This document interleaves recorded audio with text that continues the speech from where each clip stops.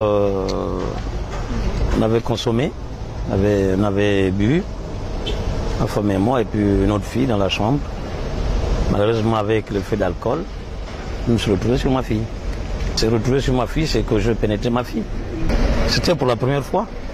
La deuxième fois, profitant de l'absence du reste de la maison.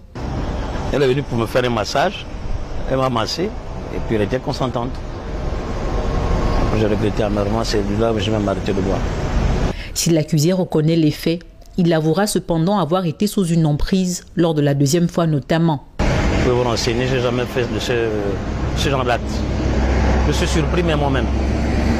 Je n'ai jamais arrivé, tout le monde me connaît dans Port-Gentil, je n'ai jamais fait ce genre d'acte. Et je me pose des questions pourquoi. C'est comme si quelque chose me guidait. Depuis là, je ne faisais que me poser des questions jusqu'à présent. Qu'est-ce qui m'a habité?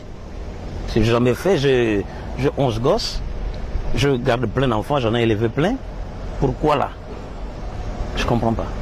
Témoin oculaire du premier viol, la maman de la victime dit avoir gardé le silence pour ne pas perturber sa fille. Je me suis réveillée lorsque j'ai vu qu'il était sur moi. C'est comme ça, c'est comme ça que je l'ai poussé. J'ai regardé l'enfant, l'enfant était nu. Je me suis rendu compte que l'enfant était nu. C'est comme ça que je l'ai poussé, je l'ai grondé. Qu'est-ce qui s'est passé? Après je lui ai dit que tu as joué sur l'enfant.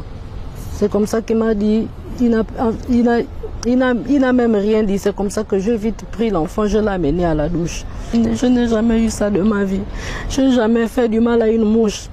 Jamais même mes parents sont ici. Je suis même allée embêter mes parents. Je n'ai jamais eu de problèmes avec les gens.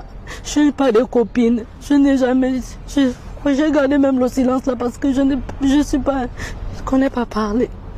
Les deux parents ont été placés sous mandat de dépôt à la maison d'arrêt de Port-Gentil.